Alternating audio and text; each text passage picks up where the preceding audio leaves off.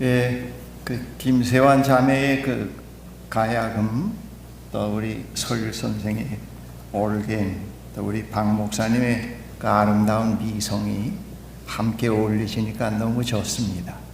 예, 여러분 앵콜 나올만 한데 아마 예배 시간이라 아마 안 하실 거라요.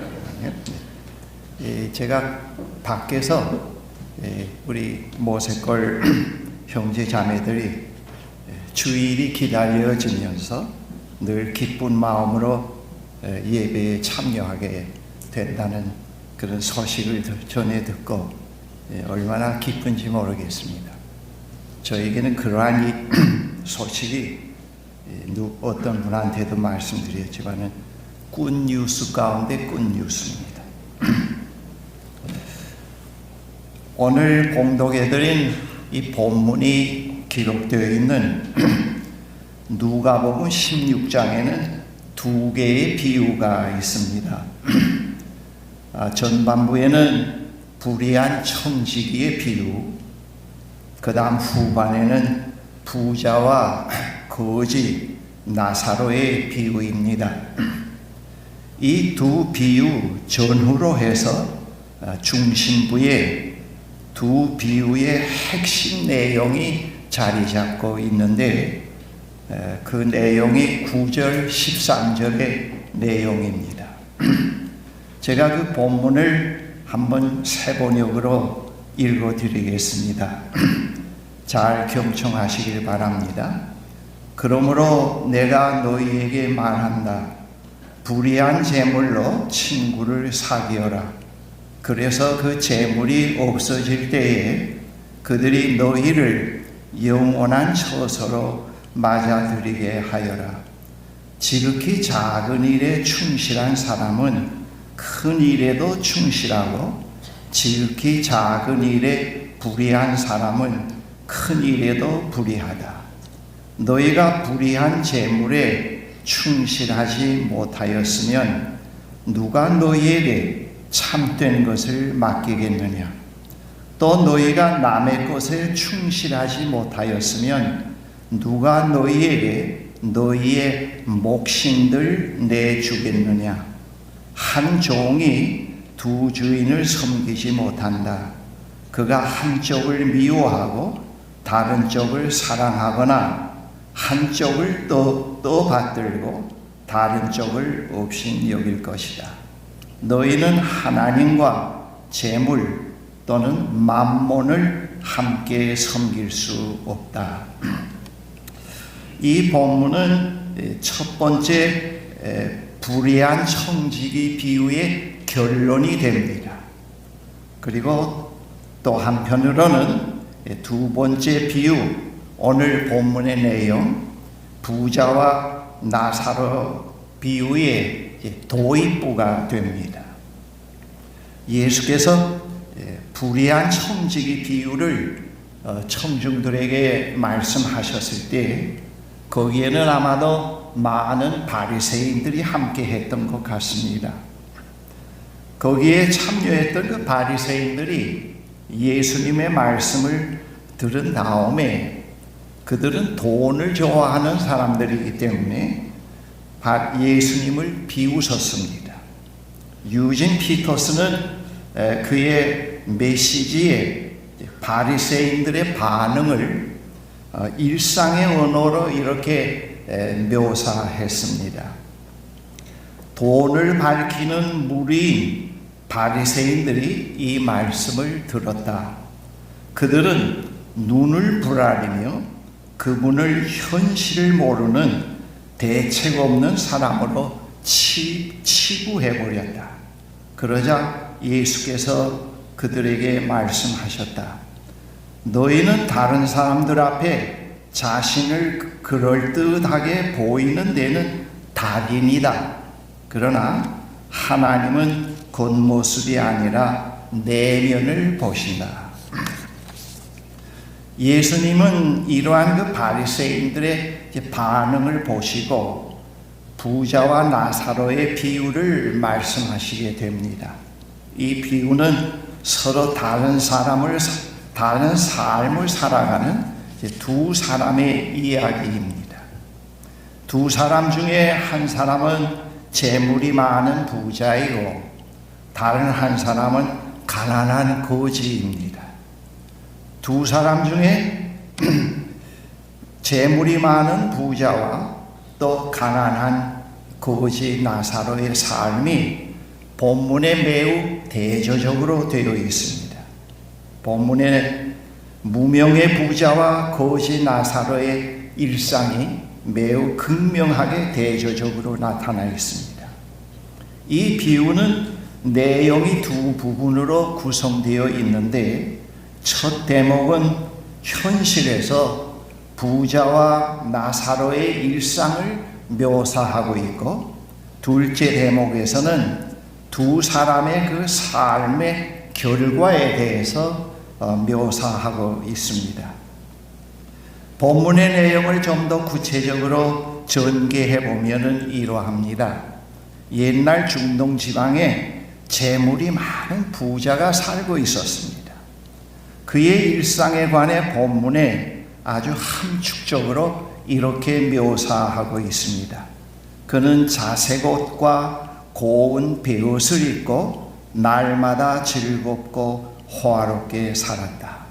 여기서 그 자색 옷 그리고 베옷은 자색 옷은 겉옷을 말하고 베옷은 그 요즘으로 얘기하면 언더웨어 속옷을 말하는데 이러한 옷은 그 시대에 특별히 돈 많은 부자들만 입는 옷입니다.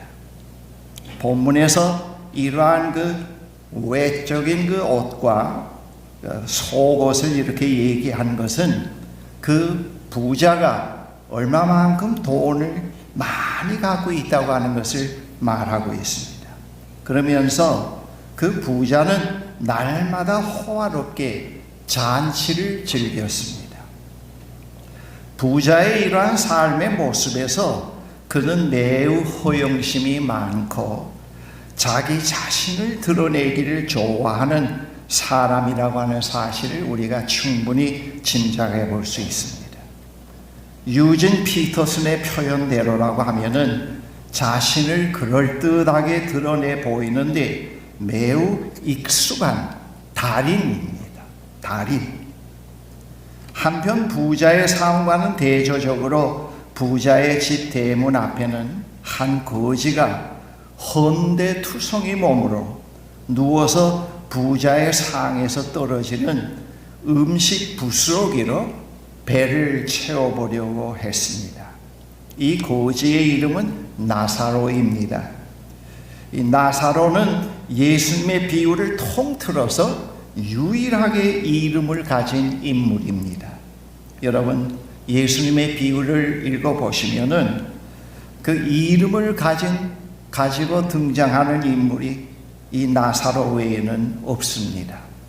나사로라고 하는 이름은 히브리어로 하나님이 도와주는 사람이라고 하는 뜻입니다.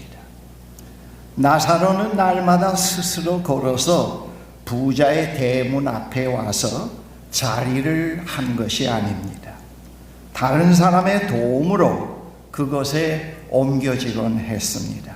그 이유는 부자가 던져주는 작은 음식 부스러기들을 얻어먹기 위해서입니다. 아마도 동네 사람들은 나사로에게 먹을 것을 줄 수 있고 그의 병을 치료해 줄 수 있는 사람이 이 부자라고 생각했던 것 같습니다. 그래서 나사로가 그 부자의 도움을 받게 하기 위해서 동네 사람들이 아마 그런 도움을 나사로에게 주었던 것 같습니다. 그러나 나사로는 부자에게서 그러한 혜택을 전혀 받지 못했습니다. 나사로는 부자의 식탁에서 떨어지는 음식물 부스러기들을 애타게 먹고 싶어 했지만은 부자는 음식물 부스러기들을 나사로에게 던져주기보다는 그의 개들에게 던져주곤 했습니다. 본문에 부스러기들로 배를 채우려고 했다고 한 것은 이 원문을 해석해 보면은 배를 채울 수 없다는 뜻을 내포하고 있습니다. 나사로가 누워있는 대문에서는 매일 벌어지는 부자의 호화스러운 잔치 소리가 들려왔습니다. 나사로에게서 불과 얼마 떨어지지 않는 곳에서는 날마다 잘 차려놓은 식탁에 비스듬히 기대에 누워서 진탕 먹어대는 한 무리들이 있었습니다. 그러나 나사로는 누운 채 굶주리고 아픈 몸으로 그들이 주고받는 대화를 듣곤 했습니다. 그들은 날마다 그 부잣집을 드나들면서 나사로를 지나쳤습니다. 그들에게는 음식이 절박하지 않았습니다. 그러나 나사로에게는 음식이 절박했습니다. 도움은 매우 가까이 있었지만은 나사로는 도움을 받지 못했습니다. 나사로의 고통은 배고픔과 헌대보다도 그러한 군상들의 삶 속에서 오는 그런 아픔들이었습니다. 고통들이요, 좌절이었습니다. 그러나 부자에게는 고통당하는 나사로가 보이지 않았습니다. 부자에게는 자신의 재산을 지켜주는 경비견들이 있었는데 그 개들은 배불리 먹을 수 있었지만 나사로는 그렇지 못했습니다. 그런데 그 개들이 이 경비견들이기 때문에 이런 거린이 밖에 문 앞에 있을 때는 나가서 짖고 물어뜯을 수 있는데 이 본문에 보니까 그 개들이 나사로를 물어뜯지 않고 나사로에게 가까이 다가와서 헌대를 혀로 핥아 죽었다고 했습니다. 이것은 무엇을 의미하는가 하면은 개들이 나사로의 고통을 치료해 주었다고 하는 것을 말해 주고 있습니다. 예수님은 나사로라는 이름과 개들이 그에게 적대적이 아니고 호의적이었다고 하는 사실을 은연중에 암시하면서 나사로에게는 부자가 소유하지 못한 아주 소중한 것, 즉 하나님께로부터 오는 위로와 소망이 있었다고 하는 것을 말씀합니다. 나사로는 배고픔과 헌대의 고통을 겪으면서도 하나님으로부터 오는 위로 가운데서 자신과 화평을 누리고 심지어 개들과도 화목할 수 있었습니다. 부자는 그렇지 못했습니다. 부자는 하나님 대신 재물을 섬겼습니다. 부자에게는 하나님으로부터 오는 위로와 평강이 전혀 없었습니다. 그에게는 그러한 선물을 받아들일 자리가 없었습니다. 그는 그것을 은연중에 거부하면서 살았습니다. 대신 그는 매우 허세적인 삶을 살아간 어리석은 사람입니다. 그는 내면 깊은 곳에서 하나님을 목말라 하고 진정 자신으로 살고 싶어하는 영혼의 고통 소리를 그는 외면했습니다. 그 대신 그는 다른 사람들에게 자신을 화려하게 드러내 보이며 인정과 존경을 받아보려 했던 것입니다. 그러한 것들이 부자의 그 일상의 일용할 양식이었습니다. 여러분, 그런 양식이 부자에게 무슨 위로가 됐겠습니까? 그렇죠? 그러면서도 그는 항상 내면적으로 배고픔과 공허에 시달리고 있었습니다. 그가 소외시킨 영혼의 고통을 무시하면서 살았습니다.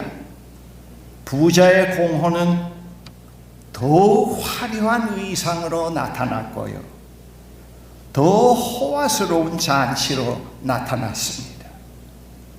드디어 후반의 이 비유의 두 번째 대목에서 지금까지 제가 말씀드린 두 사람의 현실에서 살아간 삶의 진실이 밝혀집니다.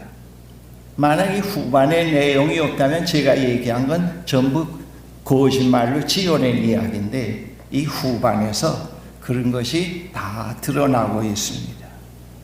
현실에서 배고픔과 헌대로 고통받았던 나사로는 죽은 후에 천사의 인도를 받아서 아브라함의 품에 안기었고, 부자는 지옥에서 영원히 고통을 받는 삶으로 바뀌었습니다. 이 현실에서 삶의 여정이 끝나고 현실의 실체인 오고 있는 하나님의 나라에서는 현실에서 살아간 삶의 이면이 그대로 적나라하게 드러난다는 것을 우리에게 은연중에 말씀해 주고 있습니다. 부자의 삶은 겉보기에는 화려했고 풍족한 것 같았지만은 그의 영혼은 매우 곤핍하고 고통스러웠습니다. 부자의 화려한 이면에 어두운 현실이 죽은 후에 그대로 나타났습니다. 거짓으로 꾸민 삶은 현실에서만 잠깐 가능하고, 그러한 삶은 영원의 세계로 잇대어질 수 없다고 하는 것. 그리고 그 영원의 세계에서 그게 없어지는 게 아니고 그대로 연속된다는 것을 말해줍니다. 반면에 나사로는 현실에서 매우 어렵게 살았지만은 그러한 삶의 이면에 숨겨진 그의 영혼은 하나님과 자신과 화해 가운데 있는 삶이었습니다. 그러한 삶이 아브라함 품에 안겨있는 모습으로 묘사되어 있지 않겠습니까? 현실에서 하나님 나라에서 살았던 삶이 현실의 여정이 끝나고 난 후에 그러한 삶의 실체와 연합하게 된다는 것을 여기서 말씀해 주고 있습니다.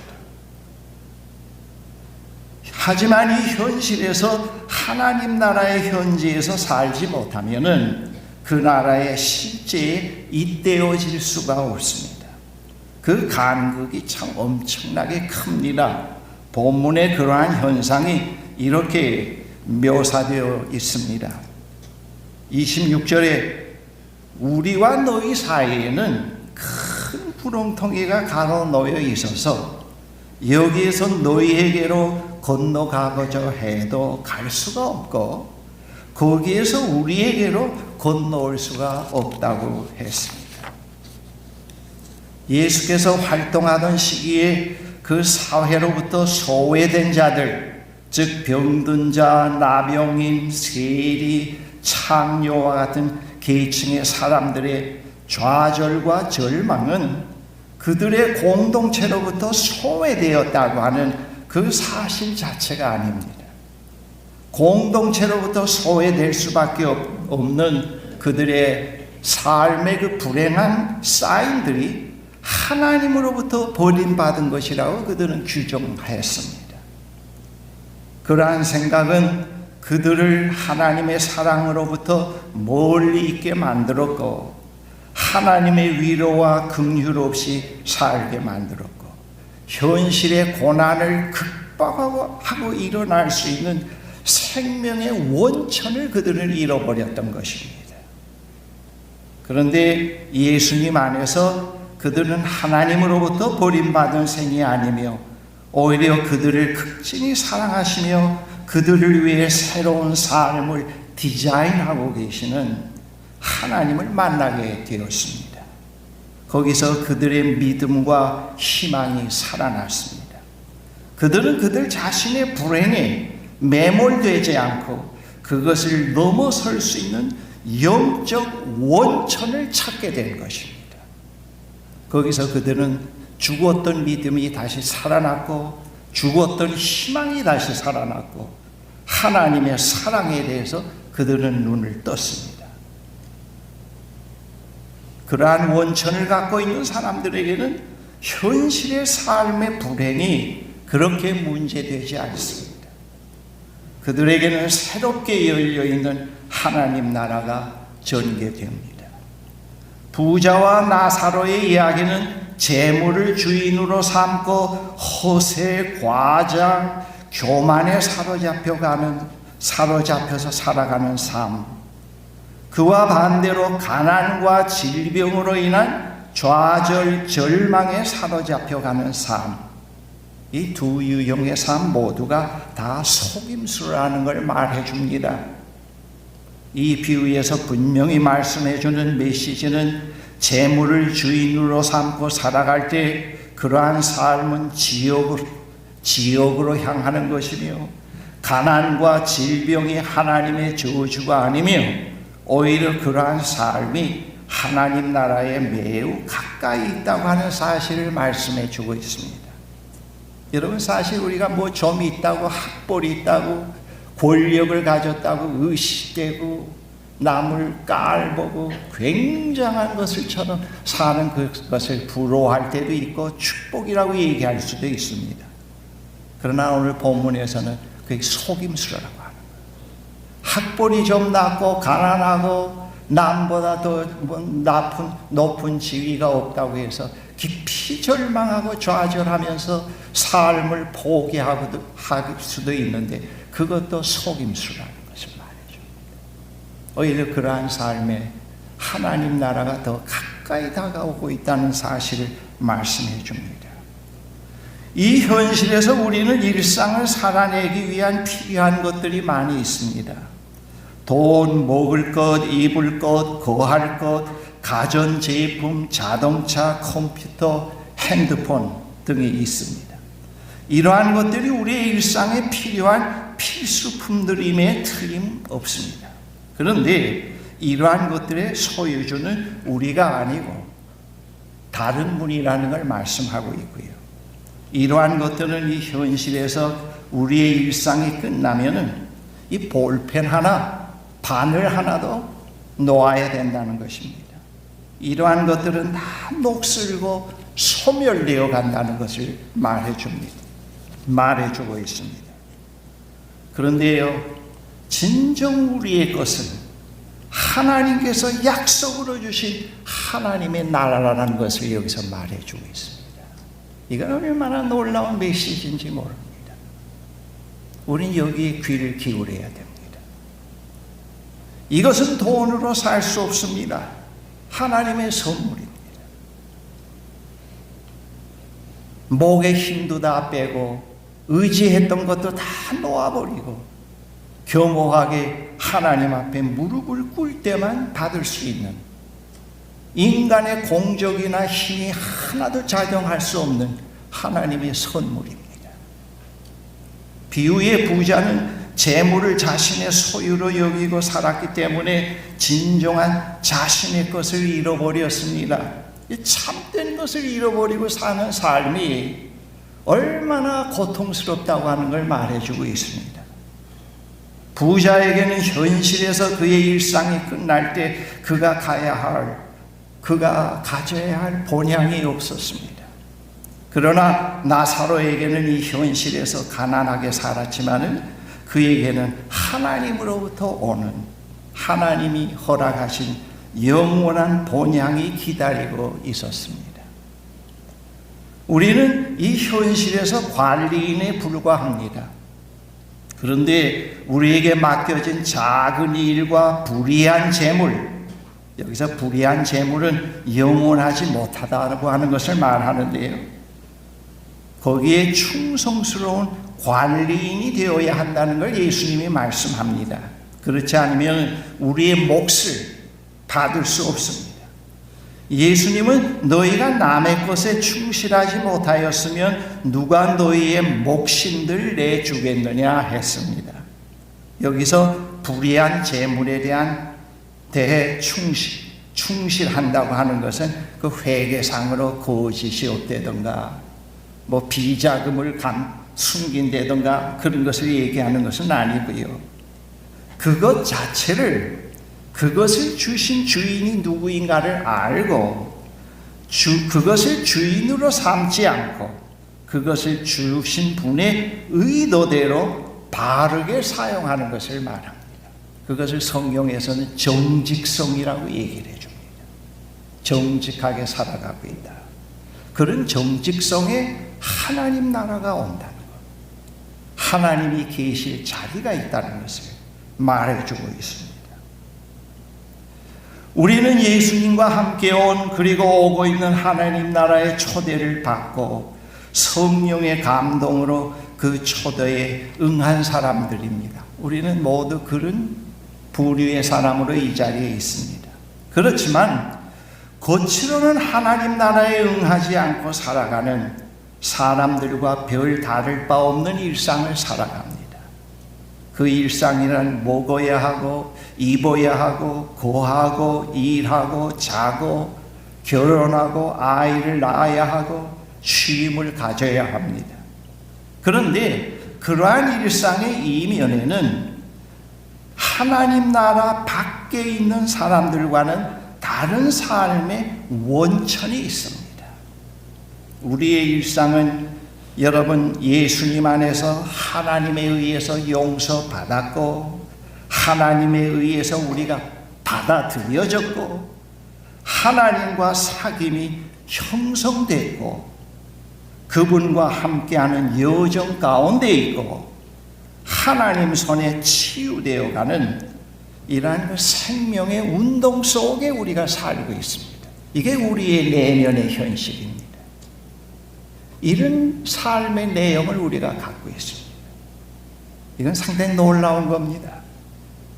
얼마나 귀한지 모릅니다. 이거는요, 피조세계가 다 소멸되도 소멸되지 않는 겁니다.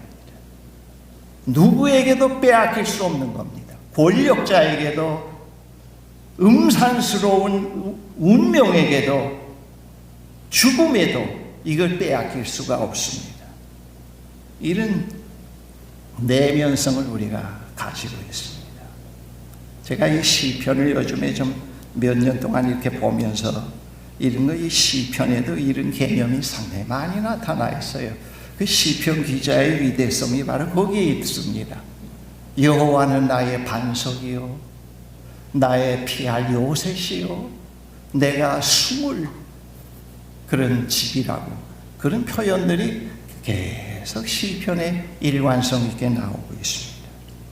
그뿐만 아니라 우리는 이 현실에서 하나님의 이름을 거룩하게 드러내시며 그의 나라가 오게 하시며 그의 뜻이 하늘에서와 같이 우리의 현실에 이루어지도록 우리의 현실에 개입하시는 하나님의 사역에 초청되어진 사람들 아닙니까? 그렇죠? 그런 기도에 초청된 사람, 그런 삶에 초청된 사람들 아닙니까? 여러분, 이걸 부인합니까? 이거 아니라고 합니까? 이건 성경에서 엄연한 사실이라는 걸 말해줍니다.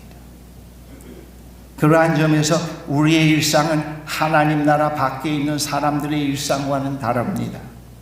우리는 이러한 하나님의 부르심에 응답하기 위해서 이 현실에서 오늘에 필요한 일용할 양식을 구할 수밖에 없고요.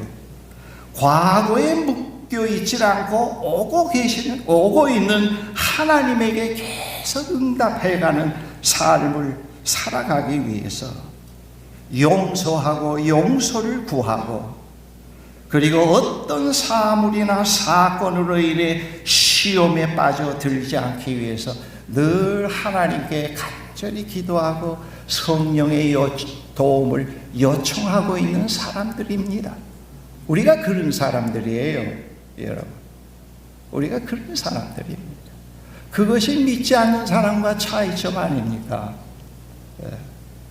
이거는 밖에 있는 사람들은 모르는 겁니다. 이 사실이 자꾸 심화되고 경험화될수록 치유가 이루어지고 캐릭터가 바뀌어지고 새로운 희망이 생겨지고 고난을 극복하는 힘이 생긴다는 건 이건 도저히 부인할 수 없는 사실입니다. 우리는 하루하루 현실에서 살지만은 현실을 넘어선 영원한 차원과 잇대어 살아갑니다. 우리의 일상은 하나님의 시간 안에서 그분과 함께하는 일상입니다. 우리의 일상은 그러한 의미에서 하나님 나라에 잇대어 있습니다. 우리가 현실에서 일상이 끝나는 순간 우리의 영혼은 현재 일상의 원형으로 들어가게 됩니다. 우리는 매우 유한한 시간에 살고 있지만은 유한하지 않은 영원의 시간에서 삽니다. 우리는 다 소멸되어 가고 쇠하는 것들과 함께 살지만 우리에게는 소멸되지 않는 영원한 것이 있습니다. 우리는 매우 한정된 공간에 살고 있지만 우리에게는 그 공간을 초월하는 세상이 있지 않습니까? 우리는 그날에 필요한 일용할 양식을 먹고 살지만 우리에게는 영원한 생명의 양식이 있습니다. 우리는 육신의 죽음을 피할 수는 없습니다. 우리는 노쇠해지고 질병, 사고, 재난, 기아, 정치적 폭력, 전쟁 등과 함께 찾아오는 죽음 앞에 무릎을 꿇는 것이 아니라 그 순간 우리의 영원한 본향을 바라보고 기뻐하게 됩니다.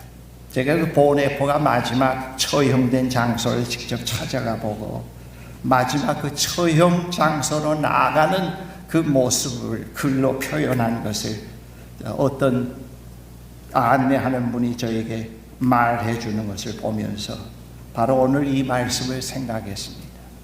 오늘이 나의 마지막이 아니라 새 삶의 시작이요, 그동안 기다렸던 본향에 가는 축제의 시간이다 하면서 아무런 내색을 하지 않고 형장으로 끌려갔다고 하는 것이 거기에서 전해주는 내용들입니다. 그건 사실 훌륭한 메시지 아닙니까? 그렇죠? 네. 우리가 이 현실에서 살아가면서 소유한 것들이 다 쇠하고 없게 되고 또 잃어버리게 될지라도요, 거기에서 좌절하거나 절망하지 않게 되는 것은 왜냐하면 우리에게는 영원한 기업이신 하나님이 계십니다. 그렇죠? 하나님. 일상에서 우리의 관용, 배품, 친절, 사랑, 희망의 기쁨은 현실을 넘어서 영원의 시간에 있는 진정한 삶이 있기 때문입니다. 그러한 의미에서 우리의 일상이 다른 사람들과 다릅니다. 우리는 이러한 일상을 붙잡고 매우 진지하게 살아가야 합니다. 그러한 의미에서 우리는 축복받은 사람들이라고 분명히 얘기할 수가 있습니다. 우리는 나는 무엇을 삶의 원천으로 삼고 하루하루 일상을 살아가고 있는가? 그 질문은 늘 해야 됩니다. 그렇죠? 그리고 나는 그 영적 원천으로부터 늘 생수를 마시고 있고 소멸되지 않는 빵을 마시고 있고 이 현실을 살아가고 극복해가는 믿음과 희망과 사랑의 리뉴얼이 되어가고 있는가? 그걸 우리가 늘 생각해야 됩니다. 이런 삶이 없으면은 죽은 사람과 마찬가지죠. 그렇죠?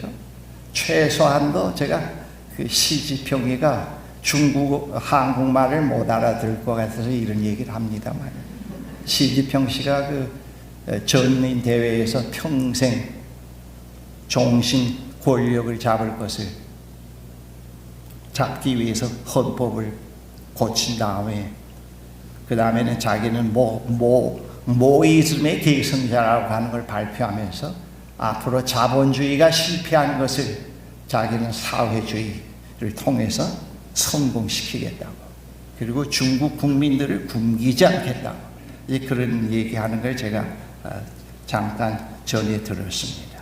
제가 그런 것을 보고 아이고, 저 10억이 넘는 저 인구의 대표자가 결국은 모이즘을 붙어잡고 모태동 이상이 되어지지 않는 그런 유치한 캐캐 물고 낡은 것을 가지고 12억을 지도하고 이끌고 가겠다고, 그것도 이틀이 아니고 이틀이 뭐예요?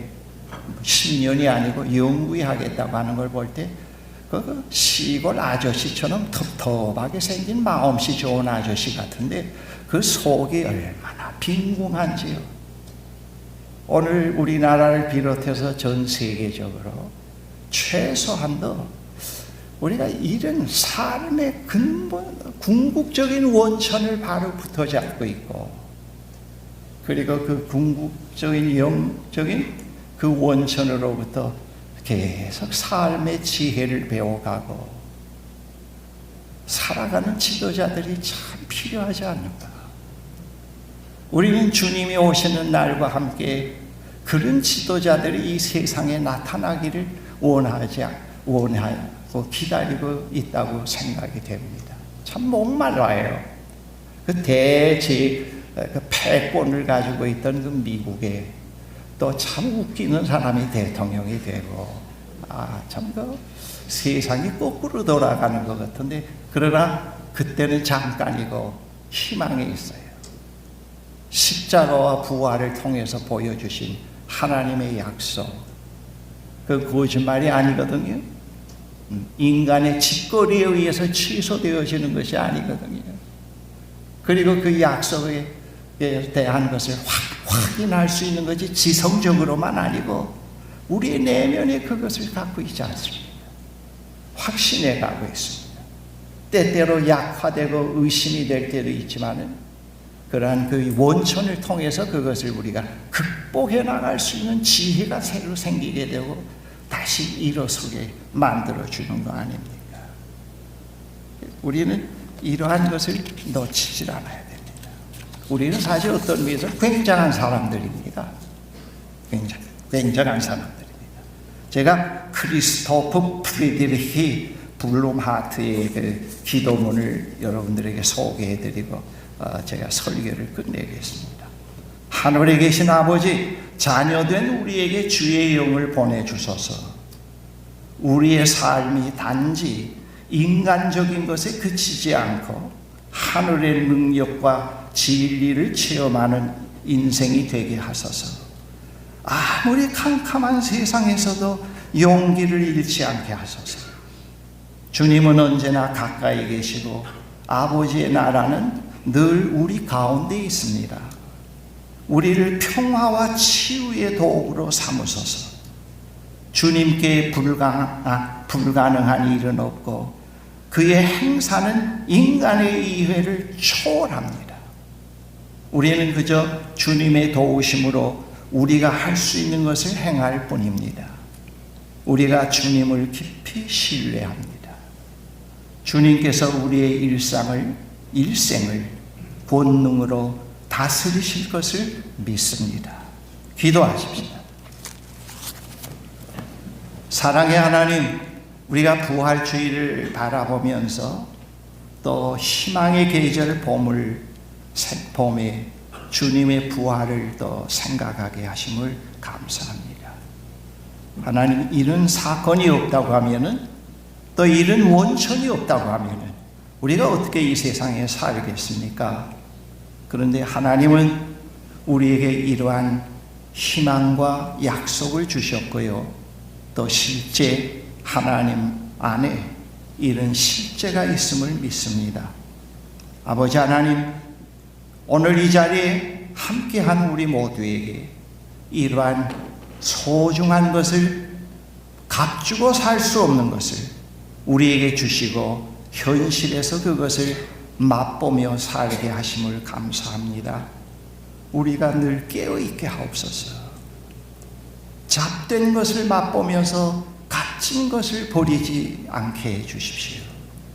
늘 오고 계시는 하나님을 바라보면서 이 약속을 굳게 잡고 살아가는 저희들이 되게 축복해 주십시오. 예수 그리스도의 이름으로 기도합니다. 아멘.